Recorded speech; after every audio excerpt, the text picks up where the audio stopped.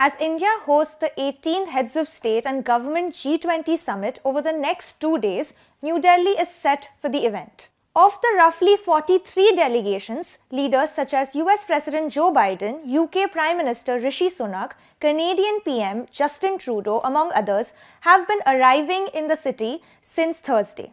However, Russian President Putin and Chinese President Xi will be skipping the event this year. Today we will discuss what is the Group of 20 or G20, when and why it was established, India's presidency over the past year, and more. The Group of 20 or G20 is a bloc of the world's largest economies consisting of the European Union and 19 countries: Argentina, Brazil, China, France, Germany, India, South Korea, Russia, the UK and US, among others. The bloc represents 85% of the global GDP and over 75% of global trade and more than 60% of the world's population. It acts as a forum for these economies to collaborate and work towards common goals on key issues such as economic growth, financial stability, trade, and sustainable development, among others. While its recommendations are not generally legally binding, the G20's discussions can influence international policies. This year, the African Union is also expected to join the bloc, which represents 55 African states and 18% of the global population. A year of preparations hosting thousands of delegates from 110 nations in roughly 200 meetings across India culminates on the 9th and 10th of September at the newly inaugurated International Exhibition cum Convention Centre in the redeveloped Pragati Maidan complex, where the G20 summit will take place. So when was the G20 formed and how does it function? The G20 was established in 1999 by the G7 countries as a response to the East Asian financial crisis in 1997.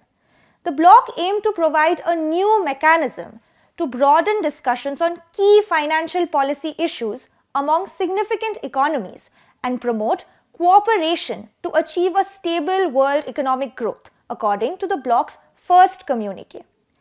Its early years, G20 finance ministers met annually. However, post the 2008 financial crisis, the forum was elevated to a meeting between the heads of state, while finance ministers continued to meet twice a year on the sidelines. While the forum initially focused primarily on financial issues, over the years it has also been used for discussion on trade, energy, climate change, terrorism, as well as the Russian invasion of Ukraine. Looking at its functioning, the G20 works through two tracks: the finance track focusing on economic issues and the Sherpa track involving discussions on the level of diplomatic representatives or Sherpas. The finance track, which is led by finance ministers and the central bank governors, covers global macroeconomic issues, while the Sherpa track involves themes such as agriculture, culture, digital economy, education, energy, and tourism, amongst others.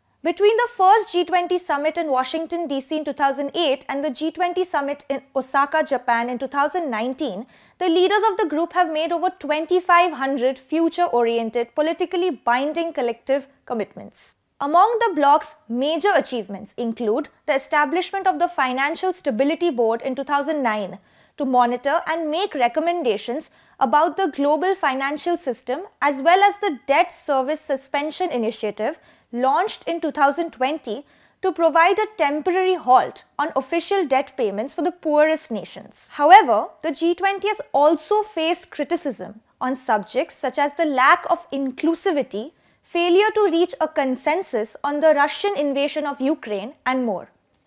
Throughout India's presidency, none of the ministerial meetings have resulted in a joint communique, highlighting a lack of unity among leaders. They instead resulted in a chair's summary and outcome document. The theme of India's G20 this year is One Earth, One Family, One Future.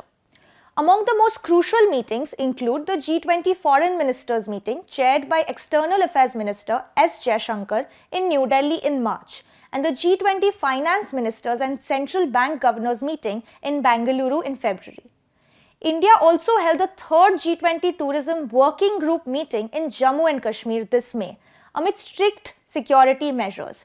It was the first major international event held in the region since the abrogation of Article 370 in 2019. However, various countries such as China, Saudi Arabia, Turkey, Egypt and Oman skipped the meeting. This is Disha Bagchi for The Print. Follow The Print for all the latest updates on G20. Thank you.